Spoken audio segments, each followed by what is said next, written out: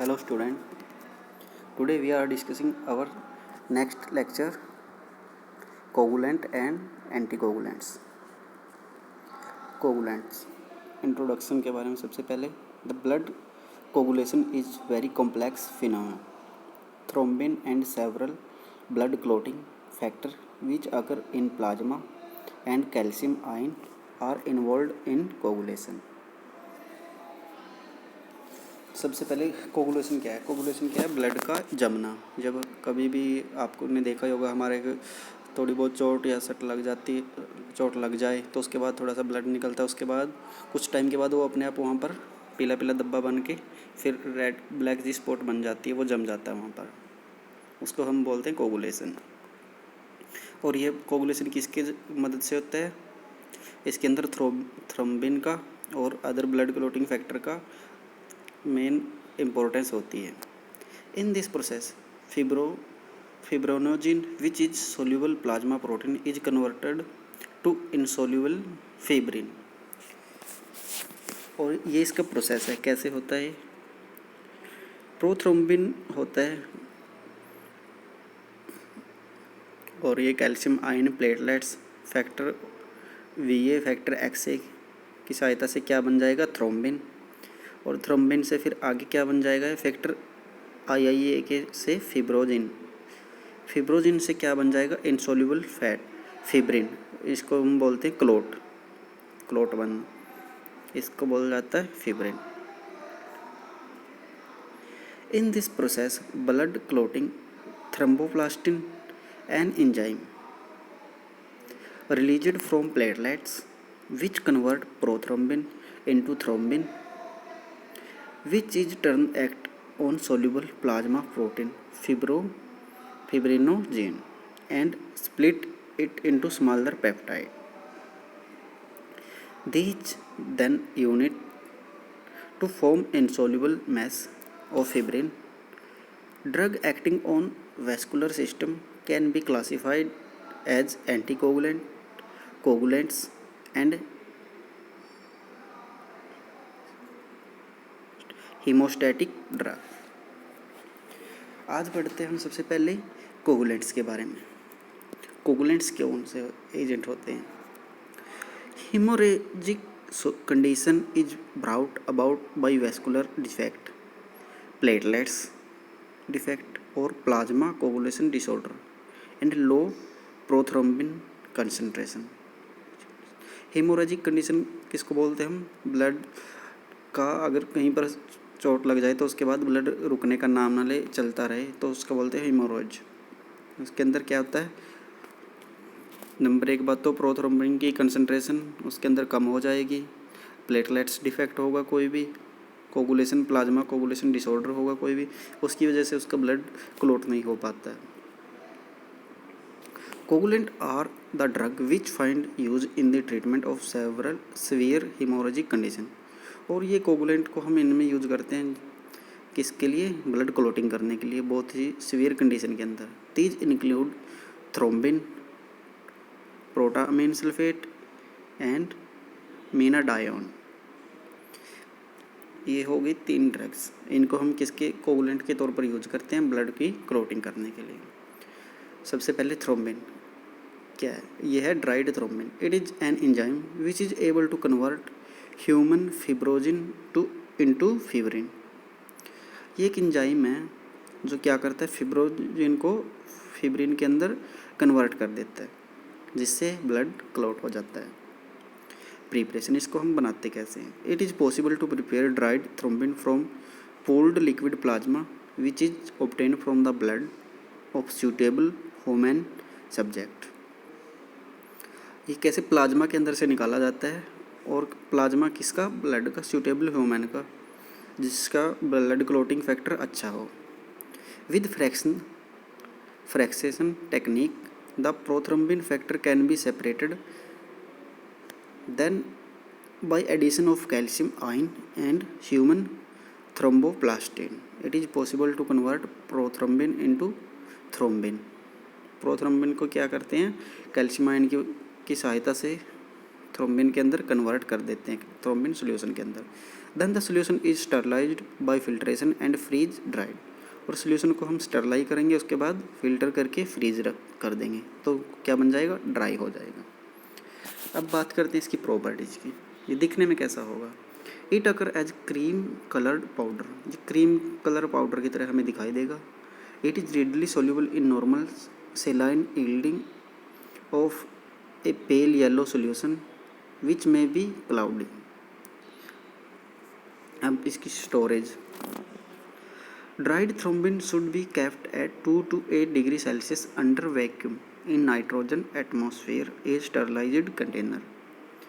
इसको हम 2 से 8 डिग्री सेल्सियस के अंदर वैक्यूम के अंदर नाइट्रोजन की सहायता एटमॉस्फेयर के अंदर हम इसको कंटेनर के अंदर स्टोर करेंगे।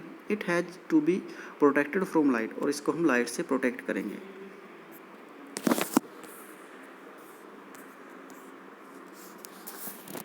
इट इज, और इसके यूज क्या, it is use topically for haemostatic और क्लोटिंग इफेक्ट ऑन ब्लड। वही काम है इसका भी, मेन तो जो चैप्टर हम पढ़ रहे हैं ये क्लोटिंग के अंदर काम आता है। It may be applied as powder or as solution alone or combined with suitable sponge matrix to cut or injury. हम इसका पाउडर कट या इंजरी पर डायरेक्टली भी अप्लाई कर सकते हैं और स्पंज के साथ भी। अब बात करते हैं नेक्स्ट ड्रग की, मेनाडायोन। इसकी स्ट्रक्चर आपको दिख रही है, बेंजीन रिंग है इसके अंदर 2, ये हेटेरोसाइकिल कंपाउंड है। इसका आईयूपी का नाम क्या है, 2 मिथाइल 1,4 नेफ्थोक्यूनिन। 1 पे और 4 पे क्या है, ऑक्सीजन ग्रुप अटैच्ड है with double bond. Properties, it is synthetic analogue of vitamin K. Menadione क्या है, सिंथेटिक एनालॉग है विटामिन के का। विटामिन के का भी हम इसके अंदर यूज करते हैं एंटीकोगुलेंट के तौर पर। It occur as a bright yellow crystalline powder having a faint characteristic order. On exposure to light it decompose and change to light brown colour. It is insoluble in water. ये क्या है, vitamin के का analogue है, yellow और bright crystalline powder है, और characteristic इसका फेंट ऑर्डर है, और अगर लाइट के संपर्क में आ जाए तो ये क्या हो जाएगा, डिकम्पोज हो जाएगा, और पानी के अंदर ये क्या है, घुलता नहीं है। अब बात करते हैं स्टोरेज।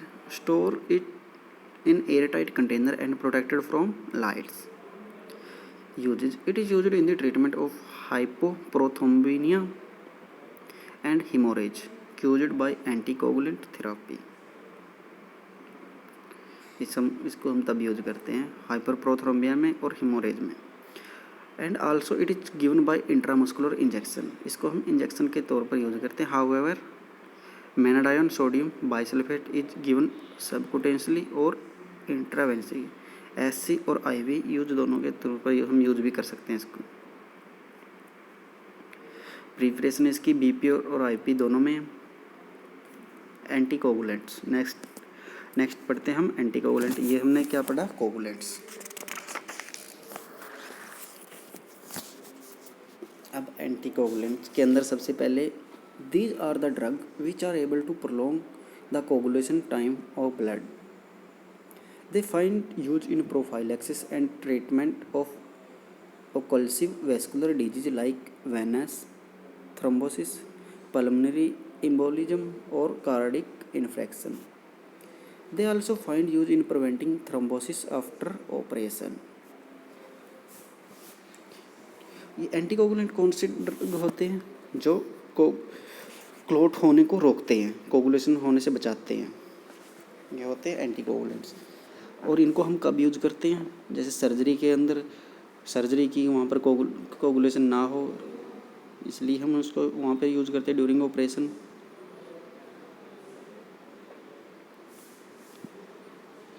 और कार्डिक इन्फेक्शन के अंदर, के अंदर कहीं पर क्लॉट ना बने तब भी हम इनको यूज़ कर सकते हैं। वैस्कुलर डिजीज के अंदर, जैसे किसी जहरीली चीज़ ने हमको काट लिया तो उसके अंदर भी क्लोट बनते हैं, तो उस चीज़ को भी ये बचाते हैं।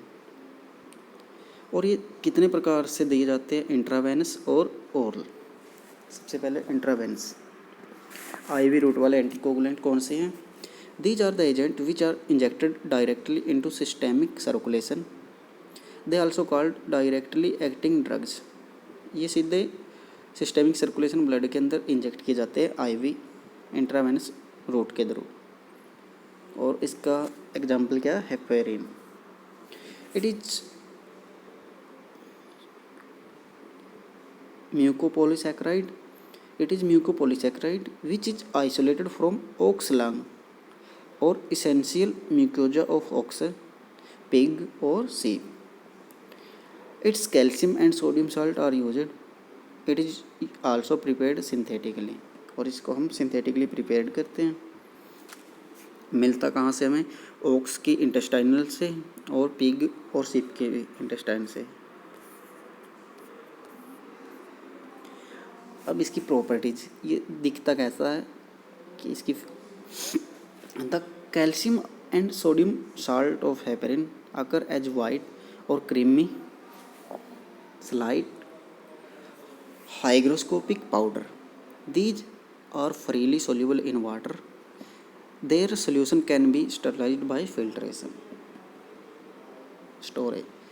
They are kept in container which are sealed to exclude microorganism and moisture and should be protected from light. Usage. It find use as anticoagulant in vascular surgery and arterial and venous thrombosis. It is also used during blood transfusion. और इसको blood transfusion के time भी हम इसको use करते हैं, कहीं blood transfer करते करते क्लोट ना बन जाए।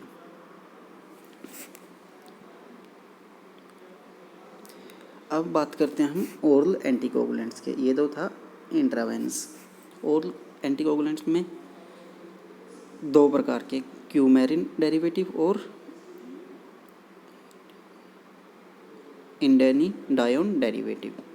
क्यूमेरिन डेरिवेटिव में क्या आएगा? क्यूमेरिन बाई हाइड्रोक्सी क्यूमेरिन, और इंडेनिडायोन डेरिवेटिव के अंदर फिनोडायोन। सबसे पहले coumarin. This refer to a system in which benzene ring get fused to alpha pyrrone ring. Coumarin found naturally and can be obtained synthetically. ये क्यूमेरिन नेचुरली भी हमें मिलता है और सिंथेटिकली भी हम इसको प्रिपेयर कर सकते हैं। अब बात करते हैं बिस हाइड्रोक्सी क्यूमेरिन। इसकी स्ट्रक्चर आप देख रहे हो और इसका आईयूपिक नेम क्या है? 3,3-methylene bis 4-hydroxycoumarin. Properties. It occurs as creamy white crystalline powder with characteristic odor and having slight bitter taste. Creamy और वाइट पाउडर है और इसका टेस्ट कैसा है? थोड़ा सा बिटर है। It is insoluble in water, और ये पानी के अंदर नहीं घुल सकता। Freely soluble in solution of alkali hydroxide, और एल्कली हाइड्रोक्साइड सोल्यूशन के अंदर ये आसानी से घुल जाता है।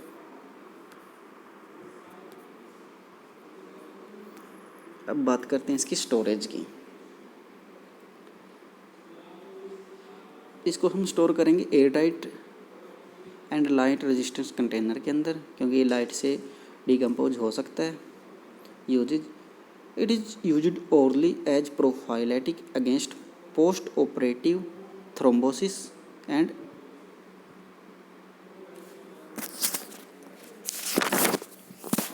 embolism.